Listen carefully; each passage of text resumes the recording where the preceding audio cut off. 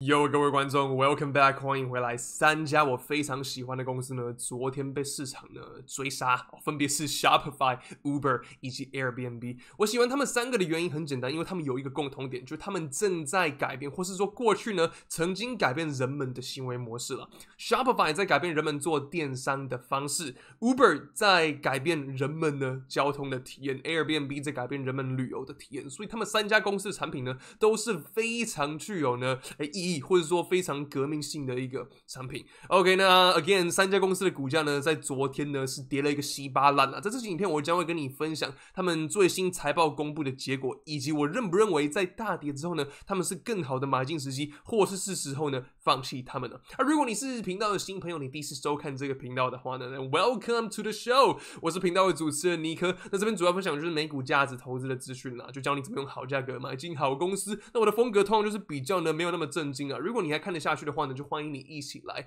订阅这个节目。如果你准备好的话，我们就开始今天的影片吧。Let's go。好嘞，各位观众，我们先看一下 Shopify， 好不好？这家公司是加拿大以市值规模而言最大型的公司，现在 market cap 大概是100 billion 左右，在大跌之后那昨天在财报公布之后，是股价暴跌了将近20个百分点了，最多了所以现在股价是 62.73。那 Shopify 在干嘛呢？我在开头稍微讲到嘛，它在改变人们做电商的方式。OK， 你传统做电商，你可能就是要去架网站，然后你要有可能用 PayPal 去串那些有的没的金流，或是你就要到 Amazon 去开一个网店嘛。那 Shopify 它不仅提供可以给你架站，你可以设立自己的品牌跟网站呢，它也把金流，甚至过去有这些货运呢，所有你想得到一个商人，网络的商人用得到服务呢 ，Shopify 全部都备齐了。所以它可以说是呢。这些所有架站平台里面呢，最齐全的一个 ，OK， 这也是它的独特之处啦。Alright， 那昨天财报到底公布什么结果呢？我们马上来看。By the way， Shopify 的这个产品我是有用过的，我是真的觉得还不错啦。不知道大家有没有用它架过网站的这个经验呢？也可以在下面留言分享OK， 这是它昨天公布的 Q1 results， 我们来看一下。GMV 可以说是像 Shopify 这种电商啊，最重要的一个指标，叫做 Gross Merchandise Volume， 就所有用你的平台架站的商人啊，他们所有带进来的 revenue， 这不是 Shopify 的 revenue 是所有用 Shopify 架站的人赚进来的 revenue。大概是61 billion， 这是 year over year 上涨了23个百分点OK， 那我们接着往下看到下一个指标是 revenue， 这就是 Shopify 自己的 revenue。OK， 是上涨23个百分点，来到了 1.9 billion。那注意这边有一个上涨29个百分点是 excluding logistics 物流。Shopify 过去是有物流的部门的，但他们觉得这个部门呢 margin 太低，整个拖累我们这整个事业体所以他们在近期呢就把它卖掉了。所以如果你不算物流这一块的营收的话呢，你就是同等级来比较，它是上涨29个百分点的。OK，so it's really good. Merchant Solution 跟这个 Subscription Solution 是 Shopify 两个营收的来源。我先讲 subscription， 这个比较单纯这个部分呢是上涨了34个百分点的 ，it's really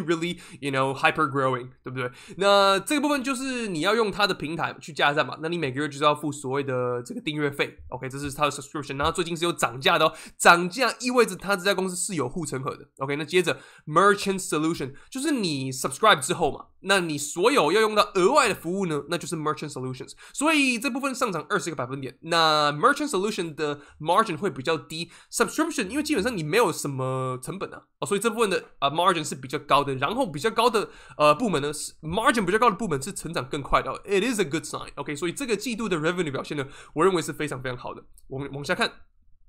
GMV process on Shopify payment 这个叫 GPV 啦，所以我刚讲嘛 ，Shopify 它有串接自己的金流处理的服务 ，OK， 那你当然也可以不要用他们的嘛，那你也可以用他们的，用他们的可能就比较方便，他们会收一笔手续费。那这个部分呢，他们是从2023年第一季有56%这些金流是透过 Shopify Pay 去做 process 的，然后这个季度呢是60%所以是越来越多的商人呢在用 Shopify Pay 来这个处理他们的金流的，所以这部分的营收呢是上涨32个百分点，不是营收 ，sorry， 是 GPV， 就是他们用这个服务的总金额啦，上涨了32个百分点Really good，right？那我们这一页讲过了，就打叉。然后接着往下看到 monthly recurring revenue，recurring 就是它可以呢重复的 revenue， 每个月可以重复的 revenue， 你可以把它当做是 revenue 的 foundation， 就像我们过去讲 Palantir 的那个状况是有点类似的。这个部分呢是上涨了32个百分点主要是来自于它的 price increase， 我刚刚讲过了嘛 ，moat。OK， 那我们接着往下看到，这页不是很重要，往下看到 gross profit 上涨了33个百分点然后重点是个 gross margin 这个季度来到了 51.4% 的 gross margin， 相较于去年同期的 47.5% 大幅的 margin expansion，really good。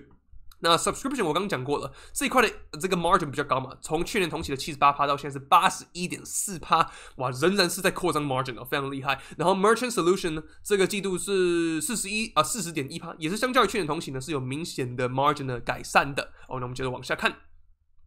，operating expense。Year over year 下降了4个百分点，但是主要是因为他们把比较高成本的物流切出去所以导致说他们整体的 expense 呢是下降的，然后再加上 lower headcount 他们这部分是有做裁员的，OK， 所以他们的营业支出呢是更低的但是 partially offset by increased marketing spend，OK， 所以他们是花了更多的钱在打广告去打知名度的这通常是我们不太喜欢看到，但这种扩张的公司呢，这是在所难免的。OK， 那我们接着往下看到 operating income 这一季是86 million， 相较去年同期是193 million 的 loss，OK， 所以这个季度它是营收不是营收啦 ，operating income 营业利润转正的一个年度所以我们最后看到的是 free cash flow margin 从去年同期的 6% 到现在是 12%，free cash flow 也是从去年的86 million 到现在是232 million， 所以它成长的非常的快，在 free cash flow 这一块。你看到目前为止有看到任何一个不是好消息的东西吗？没有嘛，对不对？所以我先让你看一下为什么股价会跌20个百分点，好不好？第一点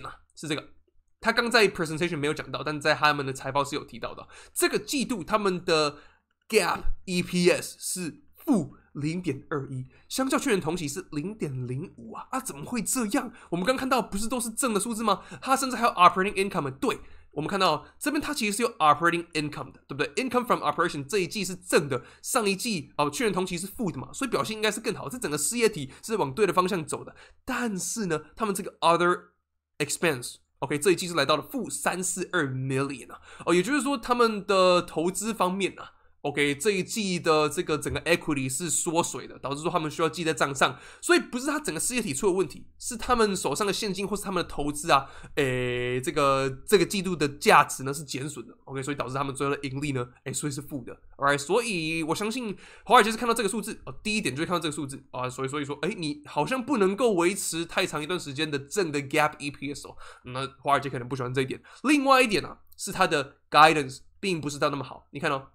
2024年第二季的 guidance 预计会是 high teens percentage growth， 相较于这个季度可能是20几%，甚至如果你不看物流的话呢，是29%的 growth。那这个 high teens 可能就是18% 之类的，感觉不太好吧？所以我这边有个哭脸在这边然后 low to mid 20s percentage growth 如果你算进物流部门的那个损失的话可能可以帮他加3到4%，但是怎样还是比这个季度少很多嘛 ？Guidance is weaker than expected， 对不对？那我们接着看到的是它的这个 margin， 对不对 ？Gross margin 下个季度预计会比这一个季度还要减少50个百分点。不是50个百分点太恐怖了，50 basis points， 所以是 0.5%， 对不对？那 operating expense 下一季会是 revenue 的45到46%，这是比这一季来更少，所以这一点呢就还 OK， 所以它没有哭脸。那我们这份财报大概看到这边，你可以看到唯二的2个问题呢，就是它的 GAAP EPS 是负的，然后它的指引并没有想象中的乐观。除此之外呢，整个事业体它表现的其实是没有那么差的。那我们接着帮它作为估值估值的部分，因为它有自己的自由现金流了，所以已经可以用 DCF 来做计算了。我们这边给它假设呢是未来10年它的 revenue 都可以用20% 左右的速度来成长。这边是参考 Seeking Alpha 这边的分析师的，你看它未来几个年度他们都预期 revenue 可以在20% 以上嘛，对不对？所以我这边给它大概20% 左右的假设。然后我假设这边的 free cash flow 未来10年呢可以成长的比 revenue 更快。因为我们可以看到，它这个季度的 free cash flow 是从上个年度的6%到现在是12%，已经 double 了。那我相信这个趋势呢还没有完全到顶部，它还可以继续扩张它的 free cash flow margin。所以我给的数字比 revenue 来的更高，给到25%。你如果觉得太高的话呢，没关系，你可以下来这个模板自己去玩一玩这些数字。好，我假设未来10年它都可以用25%来成长，也就是说不太简单的任务哦。假设这样的话啦，合理价是63.9块。那市价现在是62块左右嘛，所以你可以说 it is at a fair value。那你当然你这样的假设是有风险的，就是说，好，它现在的 margin 是14%，那按照这个假设呢，在10年之后它就变20%的 margin。你觉得 Shopify 的 margin 可以在10年后高到20%以上吗？如果你觉得不行的话呢，那它现在的市价呢就是一样是太贵的，即便昨天大跌20%，仍然太贵。如果你觉得 Shopify 可以 deliver 这样的绩效的话，那 Shopify 其实现在是便宜的，因为我刚刚讲过，它是业界上的龙头。OK， 所以龙头，然后它要是合理价的话呢，代表说它是便宜的。Alright， 那但是啦，通常一个正常的人都不会说 Shopify 的股价是便宜的，因为即便它今年达到33.5%的EPS growth， 它的 forward PE ratio 都还是64哦。OK， 所以这可能还比什么 Palantir 更贵一点 ，Alright， 所以我们还不能说它是便宜的，只是说呢，我觉得啦，它有到真的非常贵吗？我倒觉得也没有。如果你用过它在公司的产品，然后如果你觉得说它在公司的 business model 很多这个盈利的来源，你很喜欢这样的 business model 的话，那其实现在的股价你可以 argue it is reasonable。OK， 那我们接着看到的是 Uber。Uber 昨天一样是呈现暴跌的状况，最后只收跌了5.7个百分点，但盘中一路好像也跌到了8、9、10个百分点左右哦。为什么 ？Uber Technology swings lower after gross booking guidance disappoint。那如果你是频道的，就是比较久的、比较老的粉丝的话，你就知道 Uber 是我人生第一支美股，那时候就误打误撞买进来的哦。那现在它也是我的投资组合里面呢表现比较好的，就那真的是误打误撞啊，好不好？那 Uber 呢这一季的财报有几个亮点给大家稍微看一下。Gross booking grew 20% year over year 到37.7 billion，alright， 所以这个表现还不错。Revenue 是成长了15个百分点 ，Income from operations 是正的172 million，OK， 所以这三个我刚带你看完的指标呢都是非常棒的。比较不好的是红笔这一个。Net loss attributable to Uber Technologies was 654 million。OK， 所以它这个季度呢，这个是亏钱的 net loss。但是呢，重点要看完呢 ，which includes a 721 million net headwind due to net unrealized losses related to the revaluation of Uber's equity investment。所以这个部分他们在记者会或是说他们上 CNBC 的这个采访呢，有聊到这一块。昨天呢，他说了，这个季度呢，我们自己的营运呢是赚钱的。你看。Income from operation 嘛，正的172，但最后 net income 是亏钱的，因为我们的投资是缩水的。这个状况跟刚刚 Shopify 其实非常非常的像，对不对？他们也有讲，比如说我们投资的可能中国那个滴滴滴滴的股价就很不好嘛，那我们是他们的股东嘛，所以我们也要跟着呢，把滴滴的价值呢减下来，这会直接影响到我们的这个 income statement， 大概是这样。所以不是说它这一季表现很不好，是说它的投资上面呢，这个季度的表现没有那么好。OK， 那接着是 adjusted EBITDA， 这个就是我们不考虑投资那一块的话呢，是上升了82个百分点了，来到了 1.4 billion。OK， 那接着是它的 outlook。这也是我们刚看到的 Uber 这个季度呢财报公布，它股价下跌的点啦。Gross bookings 预计会是在这个区间，我懒得把它念出来。那这个代表是18%到23%的 year over year growth， 其实不错如果它可以达到中间的话呢，就已经超过这个季度的20%的这个 gross bookings year over year growth， 对不对？所以我不知道这有什么好哭腰的，就是可能比华尔街想象的没有那么高但是有比这一季更好吗？有啊，那我觉得这个没有什么好哭腰的啦。OK， 那我们接着看到的是 adjusted EBITDA， 预计会是有50-60% 左右的 year over year growth， 所以它持续盈利这一块呢，我认为会逐渐稳定啦。OK 但是 Uber 也很难说呢，因为自从特斯拉登陆中国这个 FSD 之后啦它的股价好像一直都没有好过，好像特斯拉好，那 Uber 就好不了了。但是 Uber 它的 CEO 其实是有出来 address 这一点，他说特斯拉呢，如果未来要搞自驾车的话呢，他还是需要跟 Uber 合作，他不可能帮我们通吃但是。因为这毕竟还是一个未知数嘛。那他其实有跟大家聊到 Uber 的 CEO 跟大家聊到他对自驾车的这个未来的构想，或是自驾车对我们 Uber 整个事业的影响是什么？我觉得大家可以去看一下那个 CEO 他的解释的。我这边就不要花太多时间，因为我们还有一家公司要讲。OK， 反正他是给得出解释的，但是这种不确定性呢，市场毕竟是不喜欢的。OK， 最后看到的是他的 Monthly Active Platform Consumer 就是说他的这个用户啦，是成长了15个百分点的 Free Cash Flow。成长148个百分点 ，OK， 所以我们接着可以来帮他做估值了 ，OK， 估值的部分，我们看到 Uber 这边是填入它最新的数字哦。那华尔街是预期他们未来几个年度都可以有15%的成长。那我假设未来6到10年呢，它会趋缓到10.5%，OK， 毕竟 Uber 这家公司成长的是比 Shopify 来的更慢的嘛 ，OK， 那我们也要把这个不确定性考虑进去，比如说未来的这个自驾车对不对？所以我们这边呢，假设6到10年。它会受到这些自驾车的影响，扣到10%左右的 revenue growth。那么这边的 margin 呢？我假设它还可以持续扩张，因为现在它其实就只有 10% 的 margin。那我假设这样太可怜了，好不好？因为如果你看这个 Seeking Alpha 的话呢，他们是认为 Uber 未来几年可以有20%以上的 EPS growth。那其实也没有到很扯啦毕竟你看它这边上个季度或者说下个季度他们预计的 EBITDA 就是一种盈余就会有50-60%的成长所以我假设它有20几%的成长，应该没有算太夸张。未来5年，然后6到10年呢，我假设它只跟 revenue 同步成长，就不会再有任何 margin 的好转。OK， 那假设这样的话，合理价是78块，现在市价是64块嘛，所以你可以 argue Uber 现在是 still undervalued， 即便它的股价已经在过去创造历史新高。但你还是可以 argue 它的股价呢，其实现在是不贵的，在它的 execution 都非常的完美，最近这2年的情况下呢，它的股价现在其实是没有的很贵的OK， 那我们接着看到的是最后一家公司 Airbnb。昨天是暴跌了 ，OK， 盘后暴跌了8个百分点 ，OK， 为什么？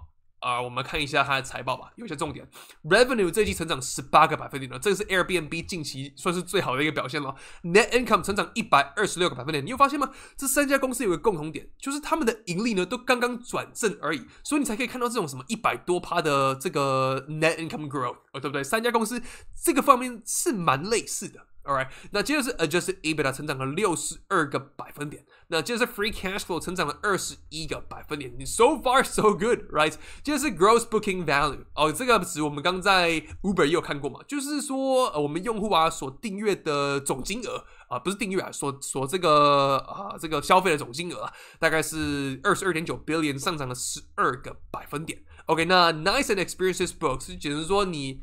不是简直说就是说你订购的服务的数量这不是金额是数量呢，来到了132.6 million， 这是 9.5% growth。OK， 那这2个指标的上涨呢，其实没有像 revenue 来的那么快的，它等一下会稍微做解释。OK， 那我们接着看一下它的 maybe is outlook，right？ 好，我们要往下滑久一点 ，sorry， 因为它这个 outlook 有点下面。好，找到了。先不要 outlook， 先看一个重点好不好？先看一个重点 ，take rate 这个值，如果你有看我过去对 PayPal 的分析的话呢，你应该对它不陌生了。take rate 是一个这种软体或是服务公司呢非常重要的一个指标，因为它检视的是这家公司的竞争力如何。take rate 就是说呢，我可以从每一笔顾客的消费里面呢抽多少钱抽成的多少，就是抽成的概念那 PayPal 人们为什么会担心它呢？因为它的 take rate 一直在下降，人们觉得 PayPal 你是不是在削价竞争呢？Airbnb 这个季度的 take rate 来到了 9.3%， 他有跟你说他怎么算的就是我拿 revenue 除上的 gross booking value，OK， 这就是它 take rate 的算法 9.3%， 相较去年同期是 8.8% 嘛，所以有很明显 take rate 的什么上升所以这 Airbnb 它的这个护城河好转或是扩张的一个体现所以这个部分我觉得表现得非常非常好。Alright， 那接着是它的 outlook 怎么还没滑到呢？有了，来他们预期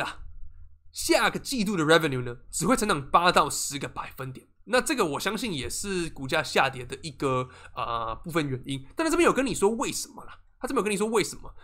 因为这个 Easter 是美国呢一个非常非常重要的节日嘛，对不对？那 Easter 呢，在今年是在第一季 ，OK， 但是在去年呢是在第2季的。表示说呢，他们去年第2季是有算到 Easter 的营收的，但是今年不会算到，导致今年呢，他们第2季的 outlook 的感觉好像成长不多，但其实是因为被这个 Easter 的这个节日这个日期影响到了。OK， 所以大家了解吗？所以这个季度表现比较好，也是因为 Easter， 这个大家要了解。All right，so yep， 他们也预期呢 year-over-year revenue growth to accelerate in Q3 compared to Q2。他们觉得说呢，如果第三个季度已经不受这个 Easter 这个日期的影响之后呢，